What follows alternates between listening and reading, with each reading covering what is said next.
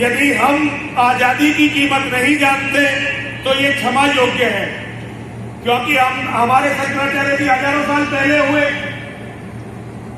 लेकिन आर्य समाजियों से ज्यादा आजादी की कीमत कोई नहीं जान सकता।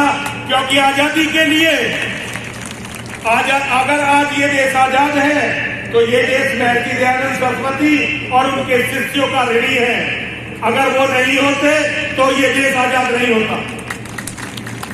महर्षि दयानंद सरस्वती जी का जो योगदान है इसका अभी सही से मूल्यांकन हुआ नहीं है। अभी और पीढ़ियां लगेंगी महर्षि दयानंद सरस्वती जी का और स्वामी श्रद्धानंद जी का मूल्यांकन करने के लिए। और हम हिंदुओं की एक खास बात है, हम हिंदू बहुत ही बड़े गुटबाज हैं आपस में। मुसलमानों के सामने, ईसाइयों के सामने तो हम सबका चरित्र एक जैसा है।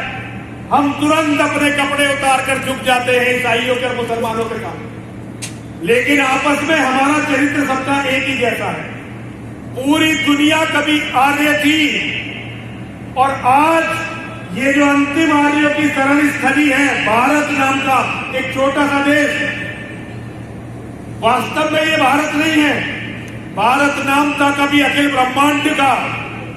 आज सीमाओं में बटा हुआ एक छोटा सा टुकड़ा जिसे लोग अपनी माता कहते हैं, ये हमारे पास है। मैं इसे माता नहीं मानता, क्योंकि मेरा धर्म ये सिखाता है कि पूरी धरती आर्यों की है और पूरी धरती ही हमारी माता है। जब आर्यों का पराक्रम, आर्यों का पुरुषार्थ खो गया और हमने झूठे सिद्धांत बना लिए, तब हमारी ये दुर्गति हुई है। सबसे पहली धार्मिक किताब जो मैंने अपने जीवन में पढ़ी वो किताब थी कुरान। उससे पहले किसी मत की कोई किताब मैंने पढ़ी नहीं थी। और कुरान पढ़ने के बाद दूसरी किताब जो मैंने पढ़ी वो थी सत्यार्थ प्रकाश। और तीसरी किताब जो मैंने पढ़ी वो थी श्रीमद् भगवद गीता। मैं योगेश्वर श्री कृष्ण में और महर्षि दयानंद सरस्वती में बाल बराबर भी अंतर नहीं मानता। अपने समय में जो काम योगेश्वर ने किया वही काम अपने समय में आकर महर्षि दयानंद सरस्वती जी ने किया।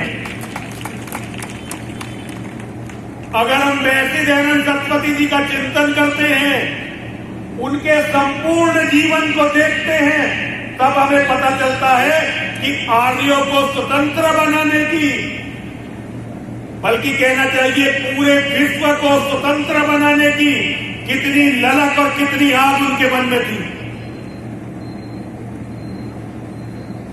एक रामधारी सिंह दिनकर की एक कविता है रश्मि रथी, उसकी कुछ लाइनें मैं पहले आपको पढ़कर सुनाऊंगा और उसके बाद 5 मिनट में मैं अपनी बातें खत्म कर दूंगा। कविता के बाद कविता में एक प्रसंग है, एक सांप है अश्वसेन नाम का। अर्जुन ने जब इंद्रप्रस्थ बताया था, अच्छा धन्यवाद।